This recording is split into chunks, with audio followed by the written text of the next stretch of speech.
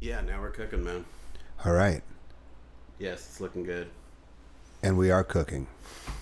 This is one of the hottest days of the year. We are. Let's look up what temperature it is. I'm going to guess 102. But it would, in the valley, it would be 112. Yeah, because we're a little bit closer to the ocean. I'm Ben Harper with Tom Freund. We are east of Lincoln at the moment. Way east of Lincoln, bro. We're going to look up the temperature just so we can know for sure. It's not bad over here. It's 89. Come it just on. It feels like 99. It's lying. It's not out of my turf. Yeah, I'm not sure I believe that. All right. This was nice that you came over. Thanks for doing it. You just came back yesterday? Back day before yesterday from Australia. Oh, so your time clock's perfect. And then off to Rhode Island tomorrow. But this is great. There's nowhere I'd rather be. That's so cool, dude. Let's see. My first question I was going to have for you is, when does the record come out?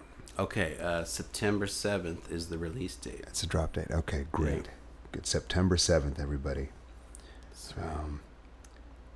And the title of the record? East of Lincoln. East of Lincoln. You've got some great titles on here. Thank you. I called and maybe even threw my you threw your 2 suggestion. cents. You threw your 8 cents in.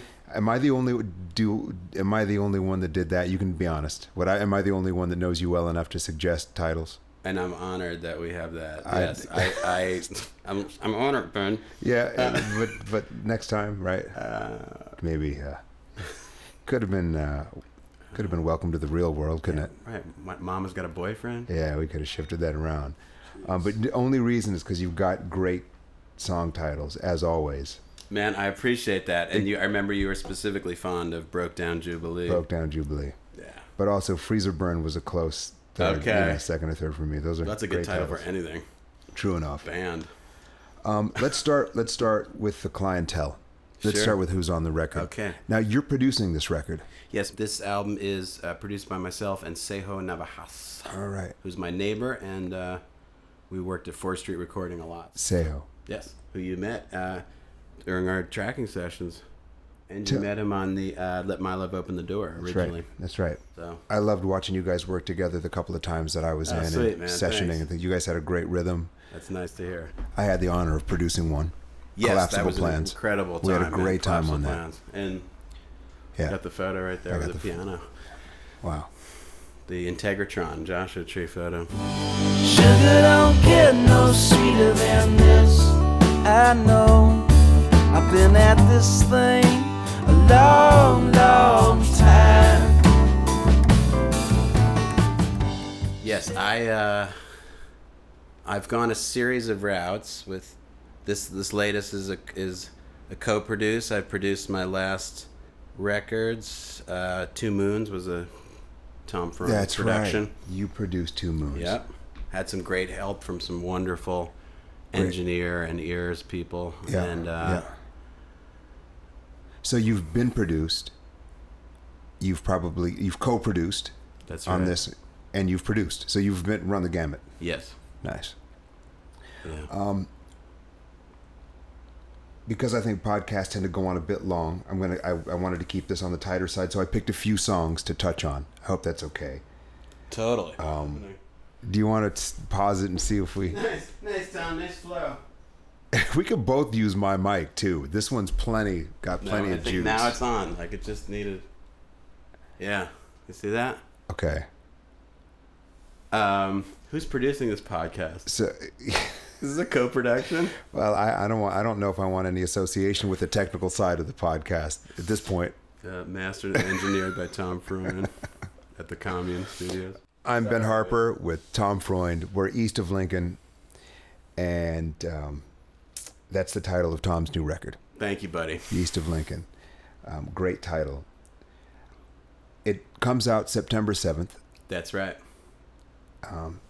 This year. Let's start with who's playing. Yes. On the record.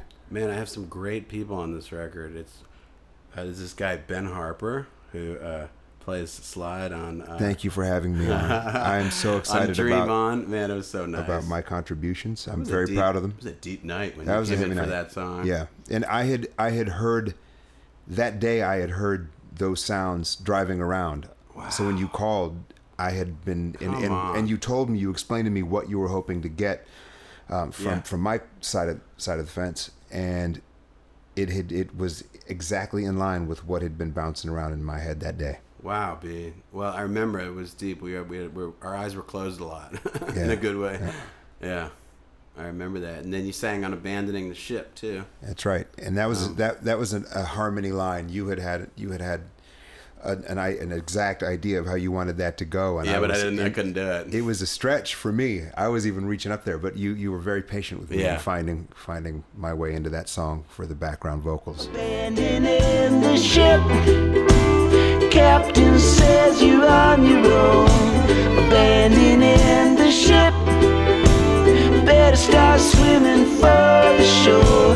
Abandoning the ship. Man, that was fun. It was super cool. Super We cool. did both of those the same night, right? Yes. So I'm on a couple of tracks, You're on a couple of background tracks. vocals, and matter of fact, we're gonna have to feature a song with the podcast. So maybe it'll be that one. Nice. Dream I like On. it. Okay, cool. Believe in yourself, right? That's the Great. whole title. Yep. And it's Dream On. Dream On. Parentheses. Yep. Okay. Cool. I always put at least one parenthesis song. I don't know. No, I love parentheses songs or numbers, and you know. I mean, take a look at John Lennon records. There's a lot of parentheses. Yeah, sometimes the title's not enough. It needs the title needs Yeah. an explanation or whatever those parentheses do. All right, so And then myself. I'll kind of go in order of how I came about. Like East of Lincoln was one of the first songs. I started it here in my little place. Yeah, home studio In Palms, That's- yep. which is where we're at now. I started here, and I sent the song right away to Rami Jaffe, who's, as you know, as we've Extraordinary. known forever, and is Yeah. an official member of the Foo Fighters now. Yeah, And he for keys, he plays a lot of instruments. What yeah, was it? he sent in some beautiful organ tracks and Yeah. like one trippy keyboard and one organ just to give me some Nice. options, and of course it just Which being able to just ship a song out to Rami is incredible in and of itself, right? Just to be able to. he's like, send it to me, because I sent him the song great. first. You know, you always kind of feel someone out with this. Yeah. Send him the MP3. Yeah. He's like, please.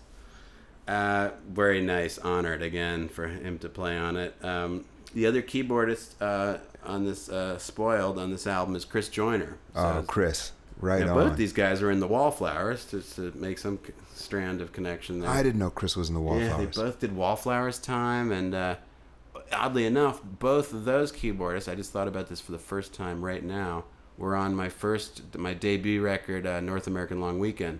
Both those guys were on it. That's when I met them. Okay. In And what year was that? 98. 98. No, I mean 2006. I'm kidding.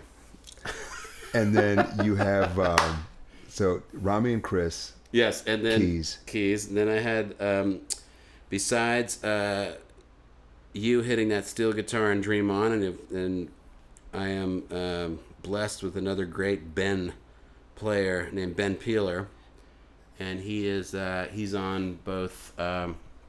He's on a bunch of songs. He did a lot of nice ethereal stuff as well as just some get down slide. Really, So cool. Really cool cosmic stuff. Incredible player. And Stereo Benz. All right. Stereo Benz and Steel Benz. Michael Jerome on Yep. drums. Yep. There's a couple of drummers on this record. Okay. Again, it's a. We live in LA, and I just happen to be blessed with. Well, Tom, just- you're always surrounded by the best players in the world, really. It's nuts. From coast to coast. It's incredible. Thanks, man. Thanks.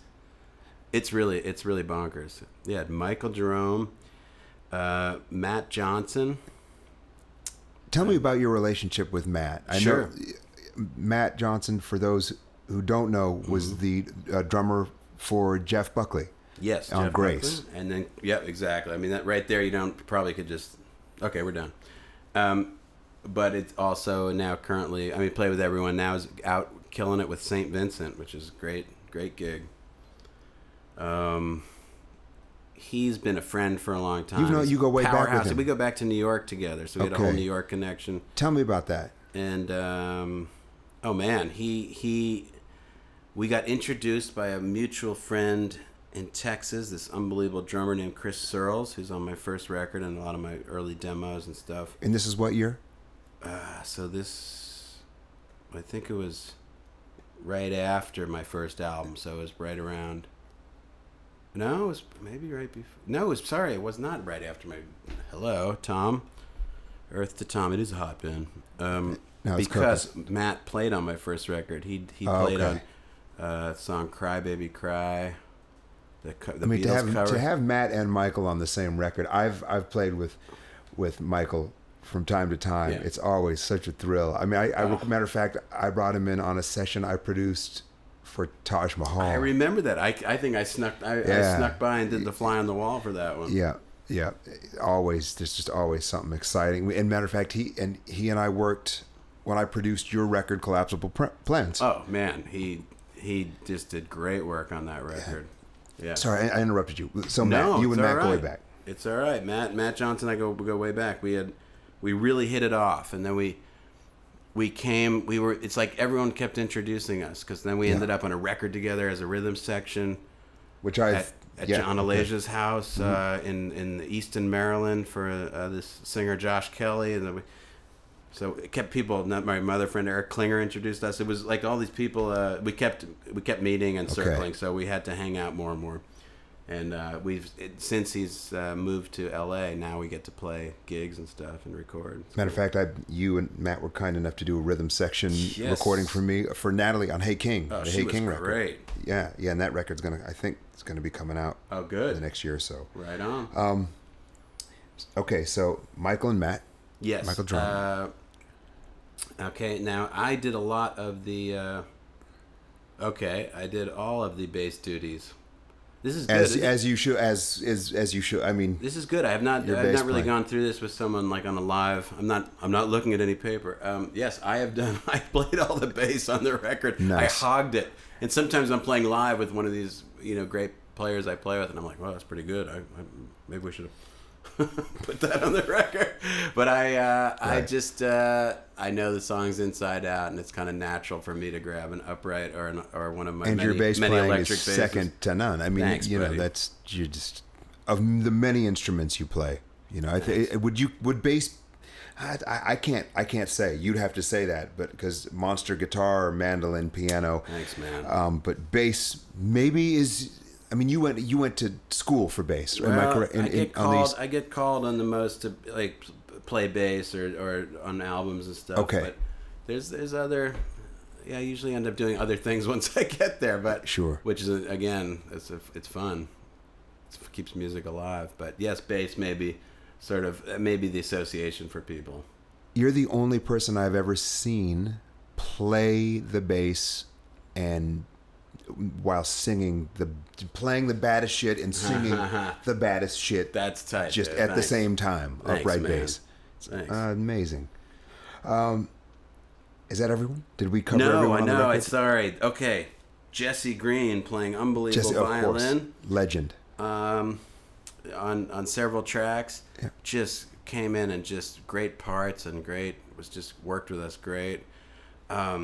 Cece White, an incredible singer, as you know, sings with you all the time as well. Yep. So Jesse and Cece. Cece and Jesse. And my friend Stevie Black did the strings on Broke Down Jubilee, which is the song we were playing. And when you say did the strings, he organized and played them. Yeah. Okay. Yeah, arranged and played. Yep. All right. Even performed. Yeah, he did a bunch of tracks.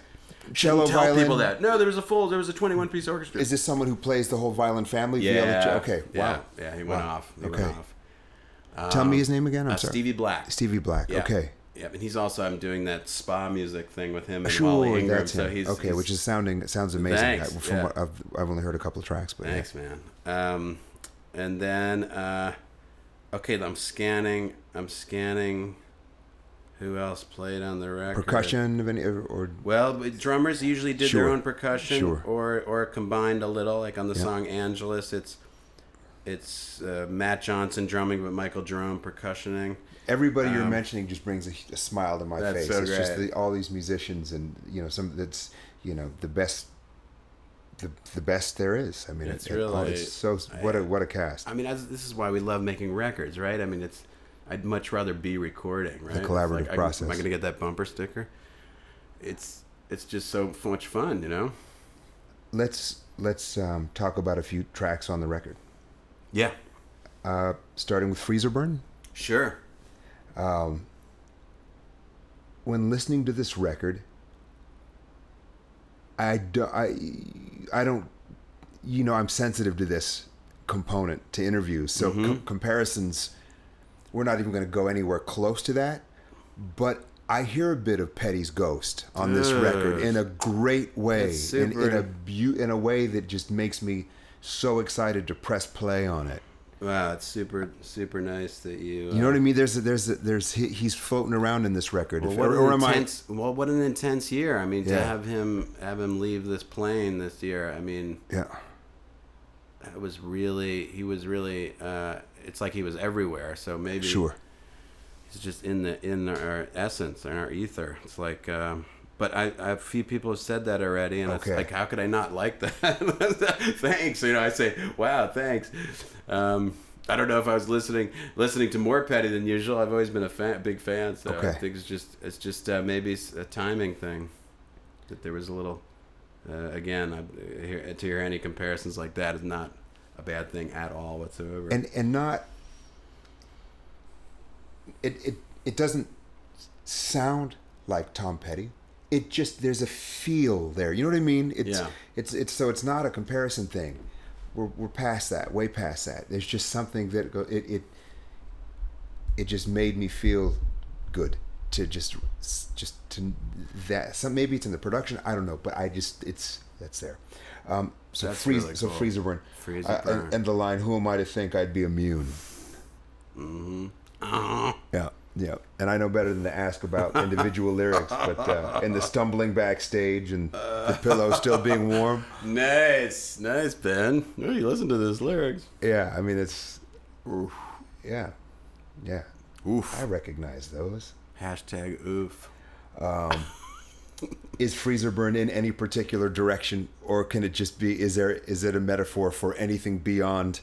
Obviously, it is. But I mean, did you have any intention? Speakable, or is it just to the listener? Interpretation is king, and that's okay too. That's as good an answer as any. I think it's both. I mean, I think the, you know, the idea of getting hot and cold, you know, and how, you know, freezer burn, the ruffian mustache cold shingle thing that happens on your ice cream when you bring it into the warm and then put it back into the freezer. There's a lot of hot and cold in this particular relationship. Okay. So stuff was getting out, left in the sun, and then thrown in the freezer. Okay. Now, and these metaphors, I don't know which is better, but you know what I mean? The hot and cold, it's turned it off and on. You wouldn't want to eat those waffles in the freezer. Right. They've been sitting, maybe they've been sitting there a minute. Yep. Yeah. They're left out and then maybe thrown back in. Yeah. And I often associate Freezer Burn with getting my tongue caught on something cold. Remember when you were a kid and you put it's even greater. Yeah, like or you're touching like a ski chair lift thing, and you look, Dad, that's cool. I'm gonna kiss the snowflake, and then your like tongue is stuck on the. That never happened to me. I'm just A Christmas Story with the kid on the flagpole. Oh, what is it? It's he's hanging by his tongue on the flagpole. Yeah, what was that? The holiday film. You know the one. But you get it. It's yeah. Freezer burn all through my head.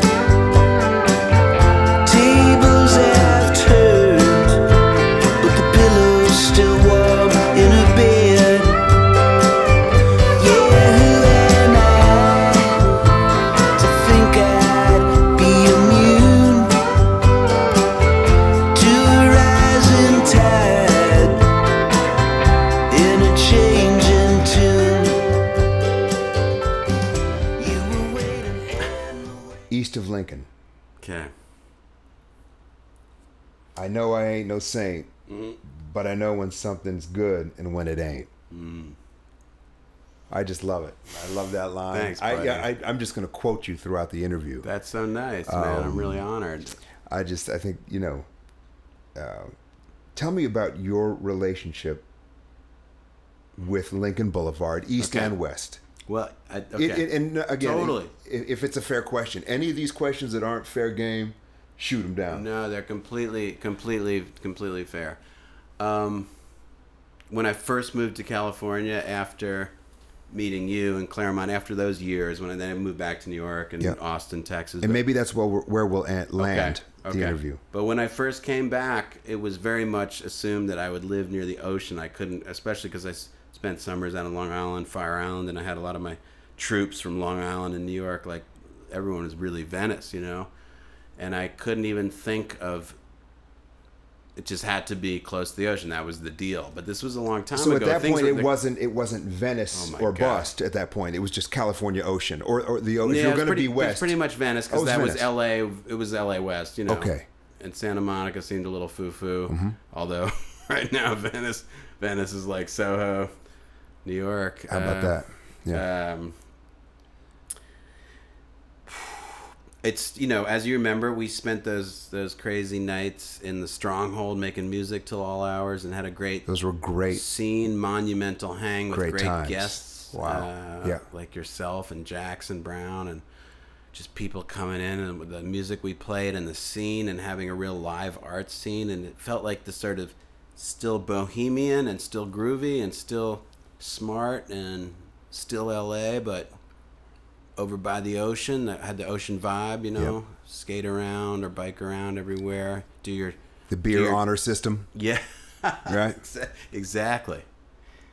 And in those years when I first moved out here, moved out here again, let's say, Venice was just, I was watching sort of the two tides of Venice hit hard, the sort of the Snapchats of the world and the Googles that were coming in, and just because it was a hip, bohemian, arty place and near the ocean, let's take advantage of it. Let's, I'm not saying there was evil intent by anyone, but let's just say it got genericked out, and all of a sudden rents and everything became super expensive. And that was what I was going on in the Stronghold too. When I made the live album, I was speaking about that, the rift that was going on. And so Abbot Kinney Boulevard represented one of those rifts too, because that was just changing tides. But you gravitated towards Venice per se. Yes, I mean, so that really was a special creative place for you. Yeah. And so I used to say to my ex-wife, I was like, if we move east to Lincoln, I may as well move back to New York, just forget it. I used to say things like that. So I was a true West Sider in that way. And of course that ended super quickly, like 2 years after I said that. And then I was in Mar Vista, a whole way on the other side of the Rio Grande. But did it feel that far? It felt like it. Yes, there was a thing, because it was, I don't know. There was a thing about being in that little zone. Venice, man. It had a deep It's thing. something. Yeah. There's something to it. I always feel like it's Venice and the rest of the world's behind you. Isn't it? And I don't feel that about Manhattan Beach, Long Beach. No. Santa Monica. Something about Venice, you can just look over your shoulder at the rest of the world in a way that is different than other places, right? That's really cool. Yeah, I like what you're saying. It is. I was feeling at home there. It felt like you could, get your things done on a bike instead of a car, and you'd run into people you knew. So it had the small town effect. Okay. But once that small town was found out, it got harder and harder. I'm not saying there's a lot of great people still in Venice, still a lot of cool stuff happening, but hard to I'm sure there's a lot of Venice locals. I know a couple that would agree with you. Yeah. It's more challenging, let's say. But I know when something is wrong and when it's right. It's wrong and when it's right. It's wrong and when it's right. So run away with me down to Venice town, where the sandy streets all lead you home. Steal away. I love what you said. Second? No, man, it's going to be good. what it is at Okay. this point. No, we're good. We're fully committed. Yeah. and I love this, man. And No by need the to way, go I'd the like other the side. listeners to know that we've turned off the AC and we're both sweating. now there's an bullets. AC humming in another room that I think is keeping us alive. Is there? Is that yeah, kind but of that's sneaking no, in that's there? gonna, The other gonna pea be all right. shooter? I think Okay. that's good. Dream on, Dream on. dream on. That song, I don't think there's an artist, I was going to say musician, but an artist that wouldn't hear that and recognize every single syllable in it. You know, Wow, took the buddy. long road, went the hard way, but you'll be better for it at the end of the day. Yeah. It's such being an artist is such a jagged road. Yeah, man. I can picture being at our old house in Venice with my kid, a couple years old, and just going into the back garage house thing and digging in. It was sort of well, you know how music helps us and how we therapize through it and how we journal through it. This was like a journal. What I found later was a voice memo, number 37, of like a half an hour, like 25 minutes of me just spilling my guts over these chords. I mean, I had to start to edit it down, but it was all this tone, and really, I didn't really write much new stuff. When I visited the song a couple years later, I was playing it over stereo. My girlfriend heard it and was like, "Memo 37, what?" And I was like, okay, yeah, I've always felt connected to this too, but I guess I got to do something. So with Dream it. On She's started like, as "Are you Memo kidding?" 37. Yeah. All right. But it is kind of, it's sort of like a song, sort of a note to self. Like it's sort of like a little Post-it note of like, believe in yourself, buddy. Don't let when the branches get thin on tour or you're not being seen, you don't feel like you're being as seen as you want to be or something. It's like hang in there. And yeah, I mean, that's where it came from, really, like sort of a talking to myself and hopefully other people. Name on the marquee, spelled it wrong for everyone to see.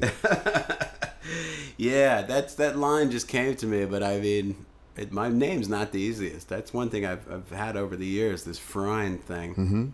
Rhymes with groined. Freud with an N. Now in Europe or in any of the Germanic areas or anything, they have zero problems. It just means friend and very simple. But in America, it's always been a little bit of a challenge. And I have seen some misspellings and some mispronunciations over the years. And you'd think that would have jogged me into changing it, but I somehow have just held onto my name. I love it. Thanks, man. Yeah, man. Don't get tied down. Yeah,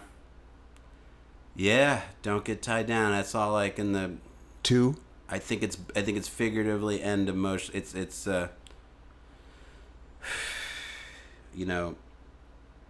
don't let stuff bring you down. Don't let these things and don't I really, some of these things, as you know, they have sort of multiple meanings. And you ever hear that? No, I'm with you. But you know what I mean? It's like, don't get tied down. Yeah.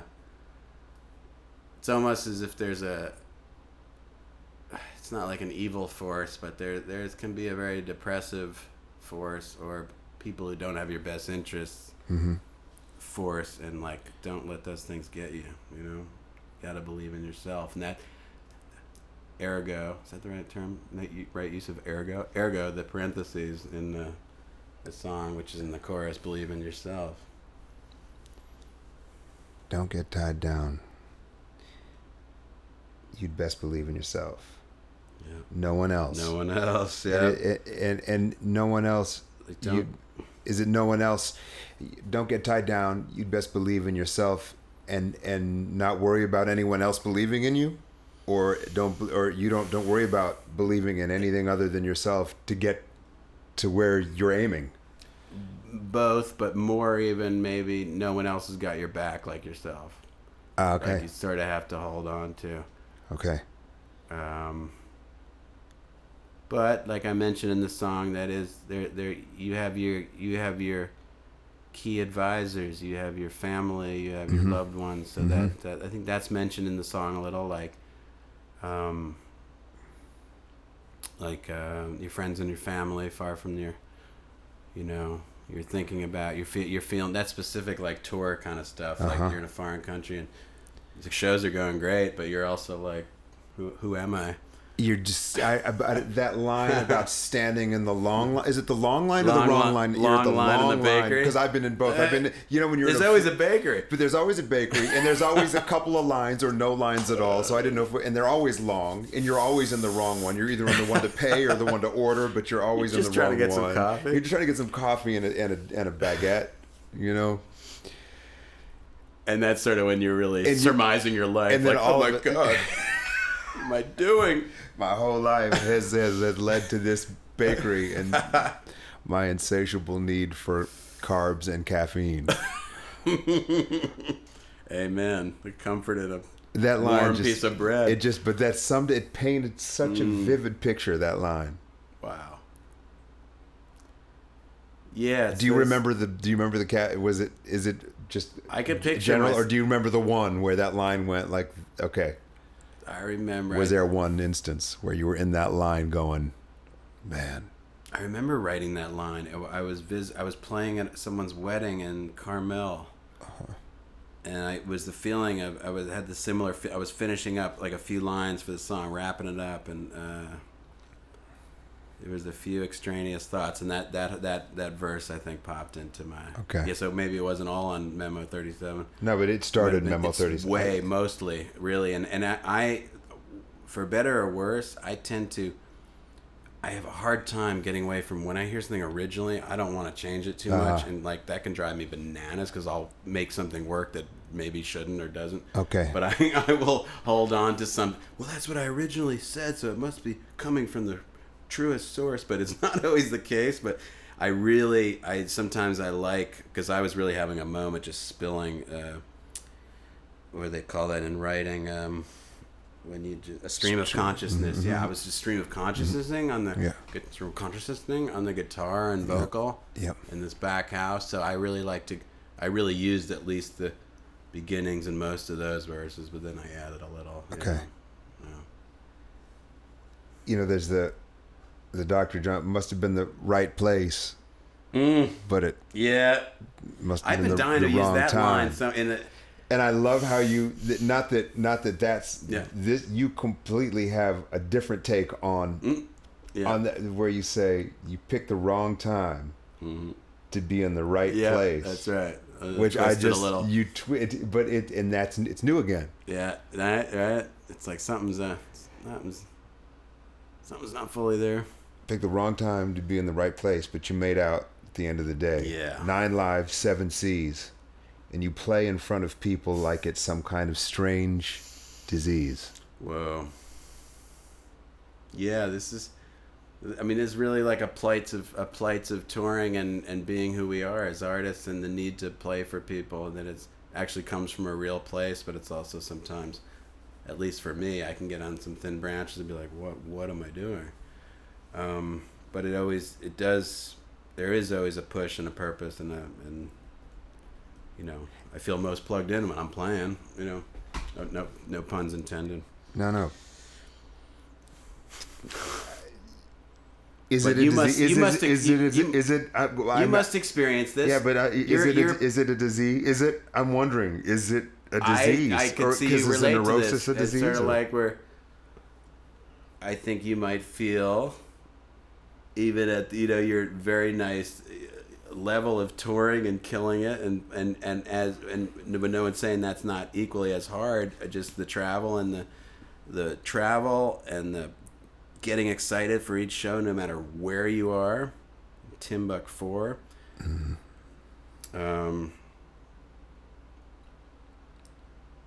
You have to love it.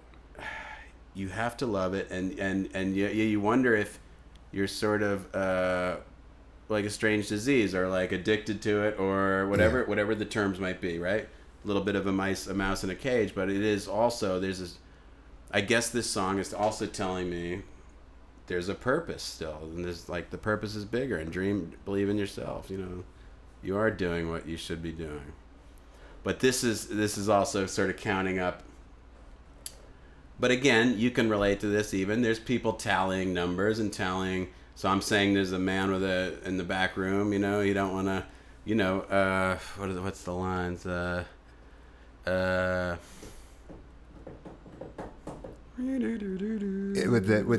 a man in the back room. In the back. Yeah. Where they keep all the files. Yeah. Yeah. But you're not allowed back there with the man that never smiles. Yeah. So, you know, so even if it's a small club in Madison, or if it's the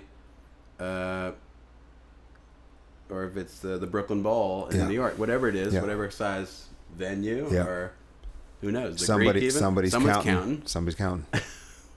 Yeah. Someone's keeping tally, and so that can drive you bananas if you, as an artist, think about all that. And, you know, there's always a stone cold side. It's not the warm, vibiest place that all people think of when they see you, because they just see you playing and at the gig, and that is warm and vibey usually. And that's what, and no one's, you know, you don't want to watch an ice skater fall. You want to watch an ice skater ice skate, right? Wow, that's funny. That's true. And you also don't necessarily want to hear about them ragging too much on anything either. Sure. Right? Yeah. Just play. That's what you know, that's what we're here for.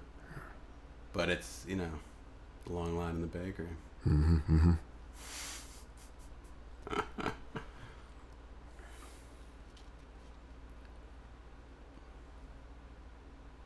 Give me the sounds of Manhattan in your teenage years. The sounds? In my teenage years? Yeah, the sounds of Tom in Manhattan as a teenager. Man, I was playing. I was listening to everything.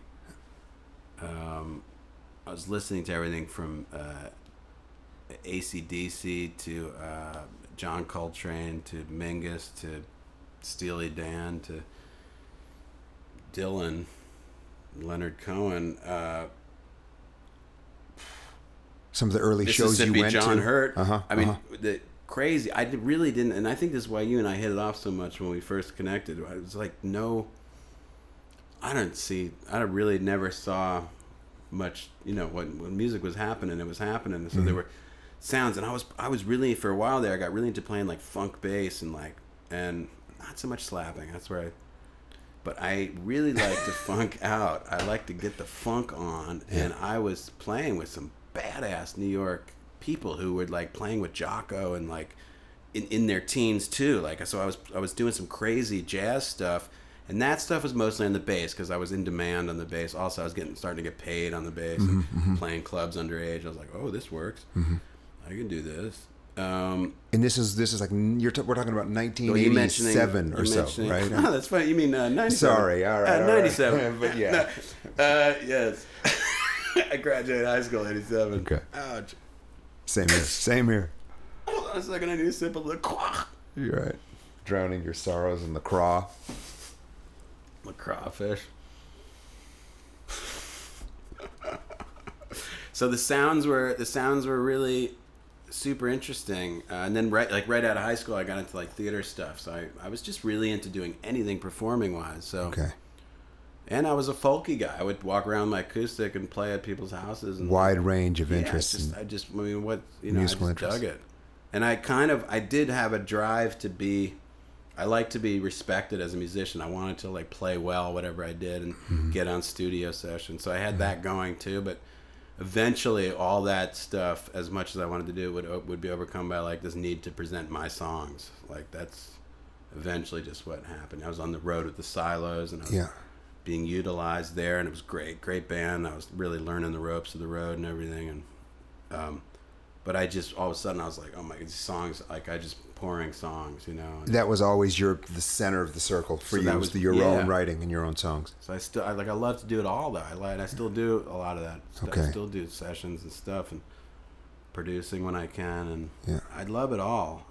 But yeah, it is kind of like, as you know, right? It's like you have an idea or something you want to get out that feels really you, and there's nothing more coherent for yourself to do that, like to feel most in your body, right? Yeah. Yeah. I mean, I loud and clear. To have an outer body, but most in your body. You know what I mean? Because the business is full of contradictions, or at least contradictory terms. We feel most grounded with music, and then it's the most lifting too, simultaneously, and that's when it's good, when you're doing both simultaneously. You're like having an outer body experience, but you feel completely at home and on your feet. I don't know. A grounded out of body experience. I like it. It's a new term. We got But it today. That's who. A G-O. And being a parent too. A it keeps G-O-B you- experience. There it is. Grounded outer. There it is. I like that. Being a dad, I would imagine, Yeah. keeps you on perma-ground in its Definitely. own way, right? Definitely. I love the time with my daughter. It's That's like, big for you. I mean, you it's guys huge. are, It's yeah. huge. Yeah.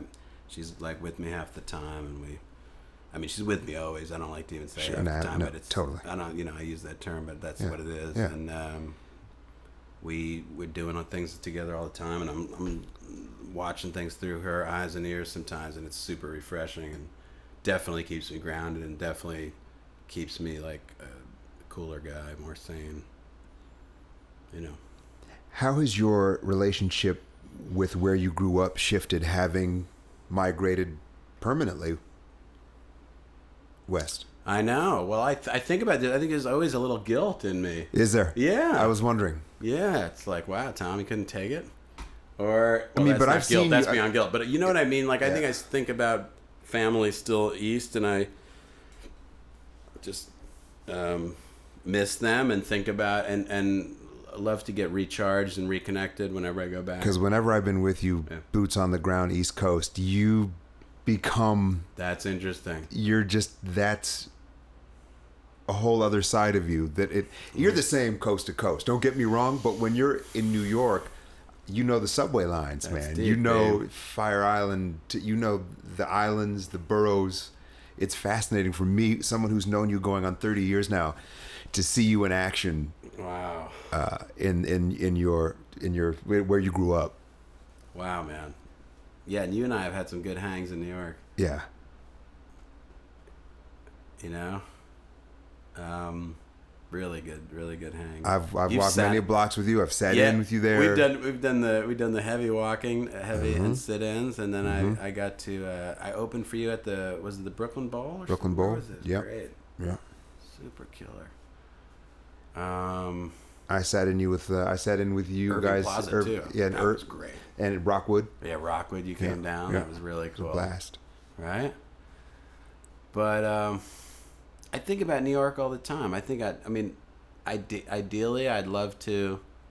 I think I get weird sometimes thinking that, whoa, my daughter is a real California kid like that. I'm still amazed at that because I consider myself still a New Yorker. I'm like, wait, but wow, she really is. I mean, we try to go. I try to get her there, and grandparents and cousins and uncles. But I, as much as I can, I get her there. But still, she's really, and she may go to school there or something. She really digging Okay. New York, so She she's got does. it in her. She gets it. She All always right. wants to go. It's never All right. like she's always pumped to go to New York.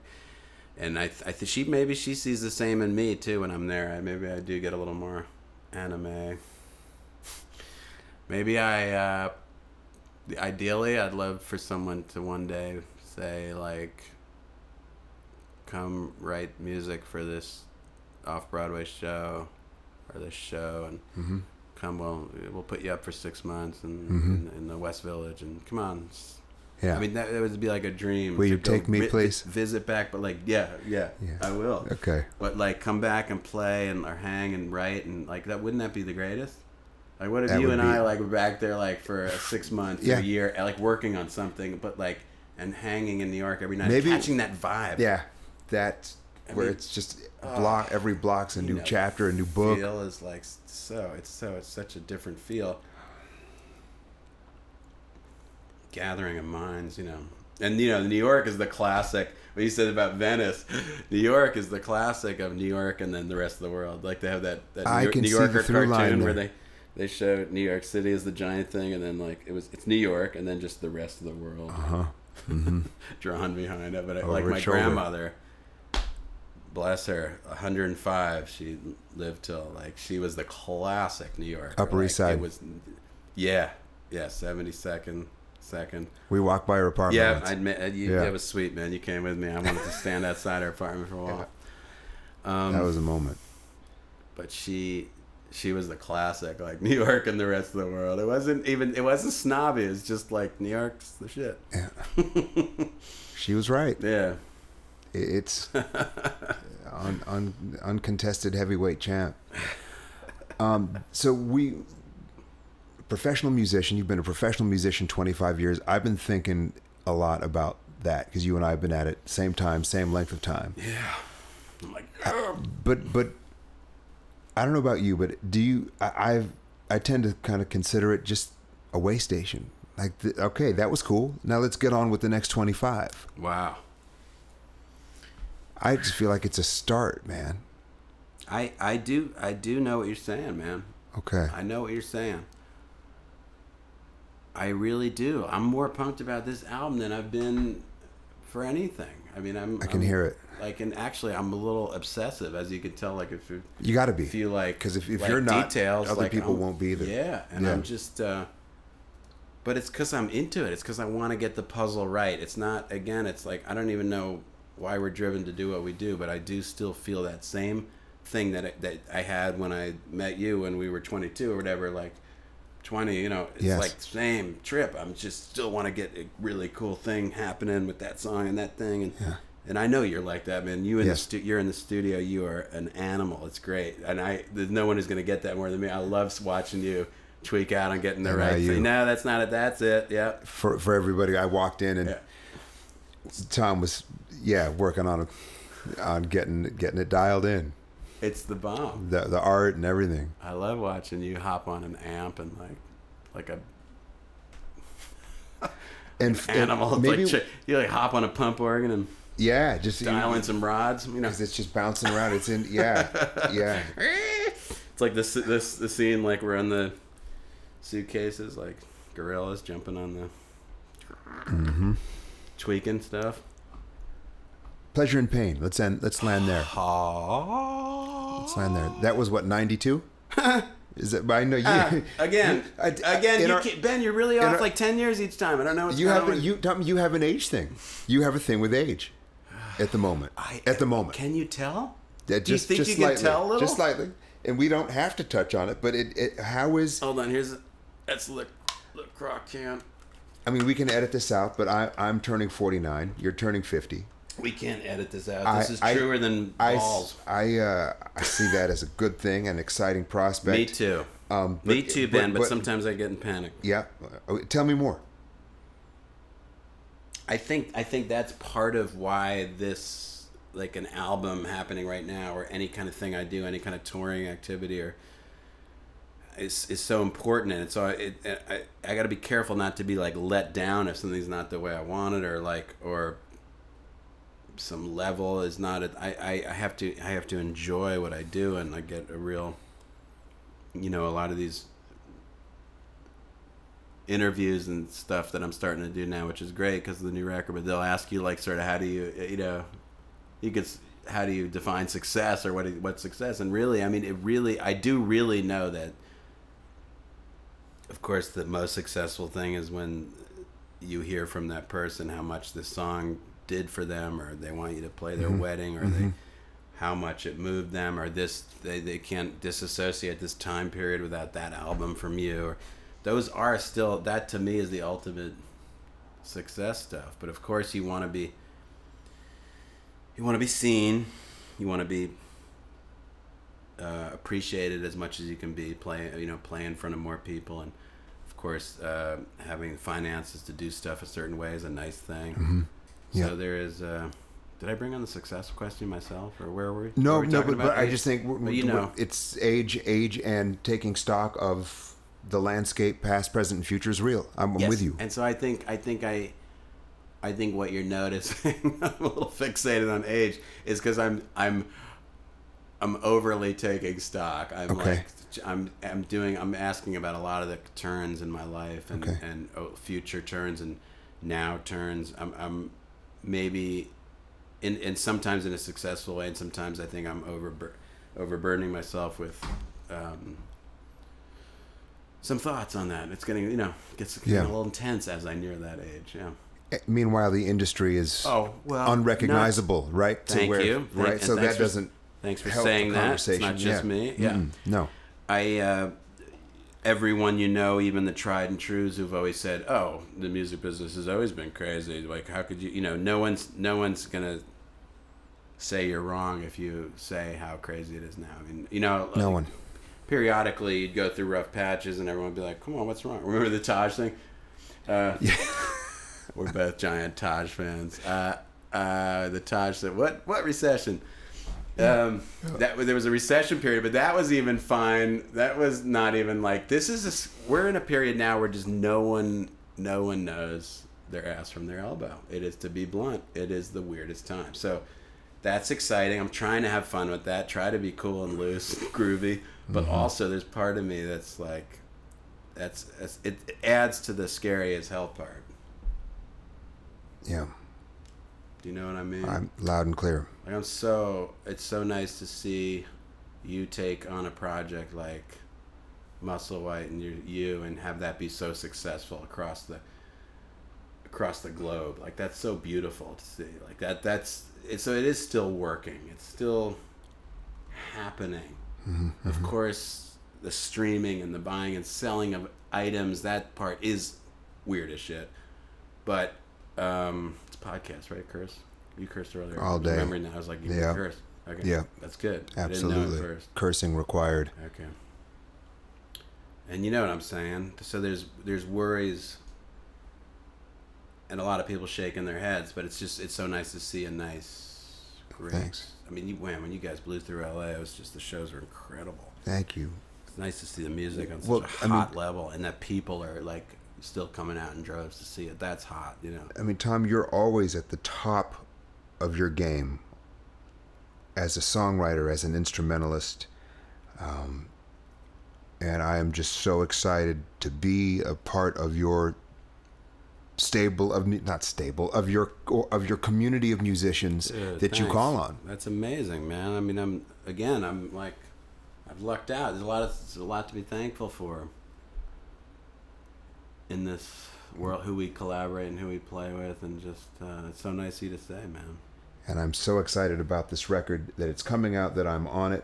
Tom Freund, East of Lincoln, September 7th.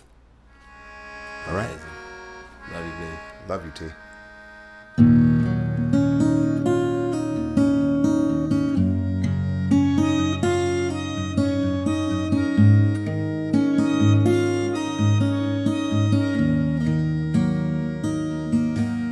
Took the long road, you went the hard way,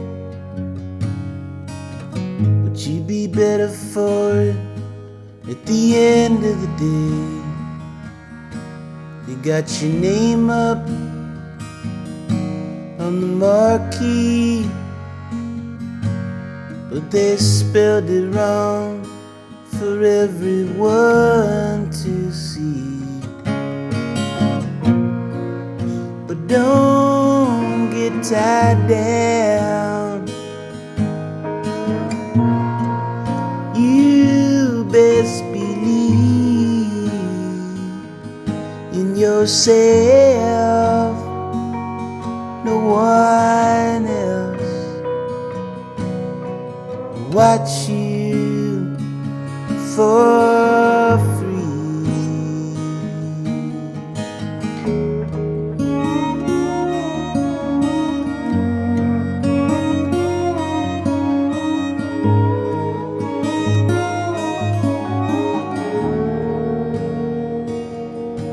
Picked the wrong time the right place, but you made out at the end of the day. You got 9 lives, you got 7 seas, and you play in front of people like it's some kind of strange disease. But don't get tied down,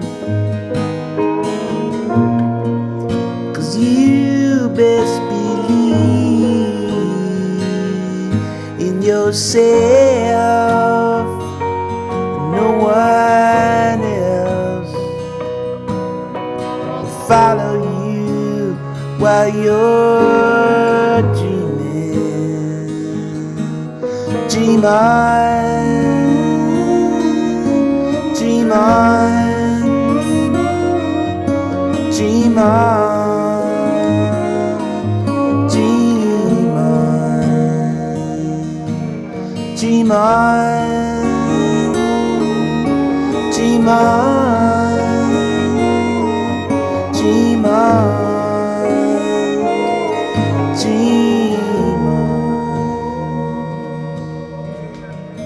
There's a room in the back where they keep all the files, but you're not allowed back there with the man who never smiles. They got numbers on the page that would tell you whether you're ever gonna come back there and play again. But don't be tied down, 'cause you best believe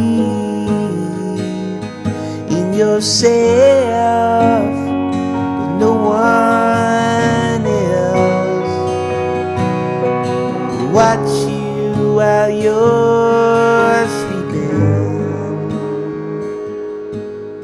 You got sand in your shoes, got your head in the clouds, and you're in a foreign country playing for adoring crowds. You're in a long line at the bakery, you're far from your friends in your family. But don't get tied down, 'cause you best believe in yourself, no one else will follow you while you're